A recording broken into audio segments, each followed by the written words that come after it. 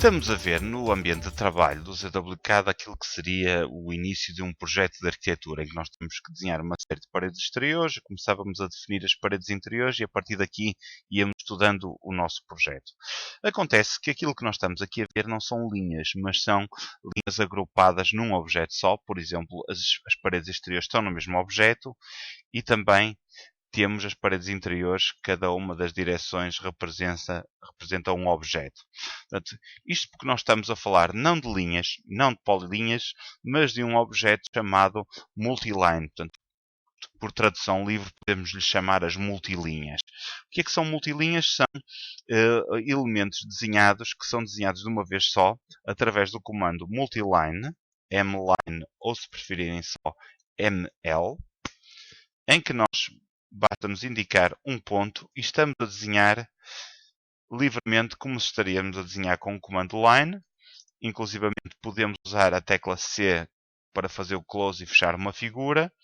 E depois podemos também desenhar, por exemplo, com o ortho desligado e temos na mesma acesso aos pontos notáveis conforme acontece com o comando line e com o comando polyline. Como é que funciona o comando multiline? Eu se selecionar mline, ou se preferirem ml só, ele começa por me pedir um ponto inicial ou indicar uma das seguintes opções. A primeira delas, que é a que nós vamos explorar agora, chama-se Justification. Portanto, eu seleciono o botão direito do rato, seleciono Justification e tenho três hipóteses. Top, Zero, Bottom. Se eu selecionar Top, e eu agora vou aqui a este ponto para me orientar, eu começo a desenhar uma multiline do lado esquerdo para o lado direito e depois posso usar as mesmas opções, fazer um Enter para desenhar uma linha de 2 metros, 2 Enter, 5 Enter para desenhar para ali, etc. E depois C Enter. Mas como podem verificar, como eu desenhei no sentido contrário dos ponteiros do relógio, o meu primeiro ponto é especificado. Portanto, a multiline está justificada, portanto, está enquadrada com o canto superior da linha, não é? Da multiline. Se eu agora fizer outra multiline e no Justification, portanto, carrego no botão direito do rato, mudo a justificação para Zero, ele vai-me indicar em relação ao ponto zero desta multiline, que não é necessariamente o ponto central. É o ponto central neste caso, porque estamos a falar de um estilo que assim está definido, mas não é forçoso que seja o centro, portanto, o eixo destas duas multilinhas. Portanto, eu passo Enter e desenho esta multiline. Como podem verificar, isto é um objeto só. Nós conseguimos verificar qual é a justificação carregando sobre o objeto e vemos aqui os grips alinhados aqui pelo centro.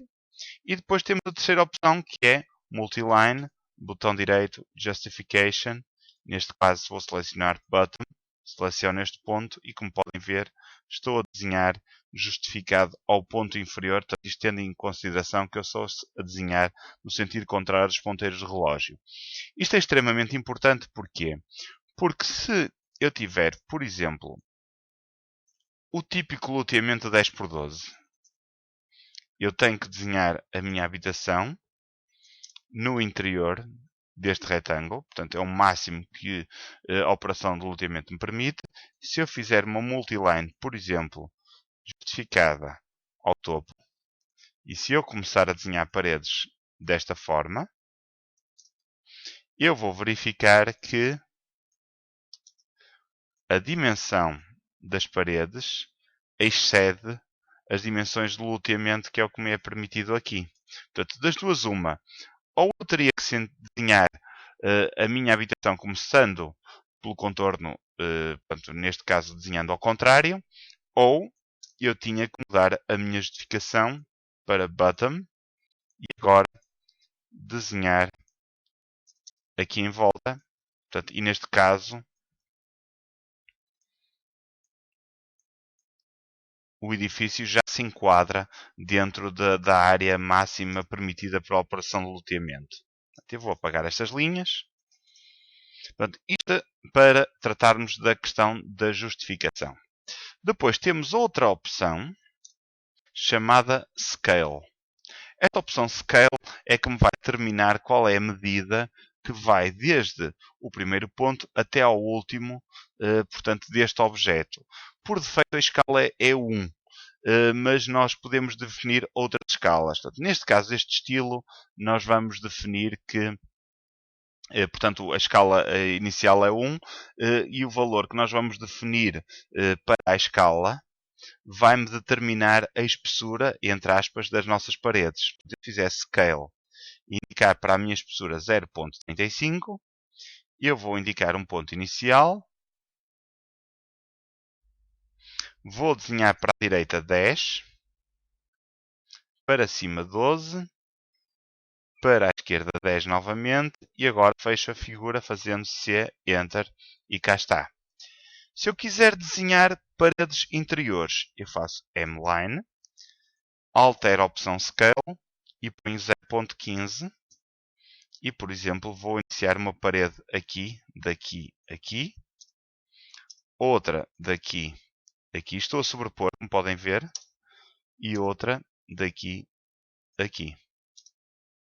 Como podem ver, se eu cotar este desenho, eu verifico que esta parede tem 0.15 e esta tem 0.35.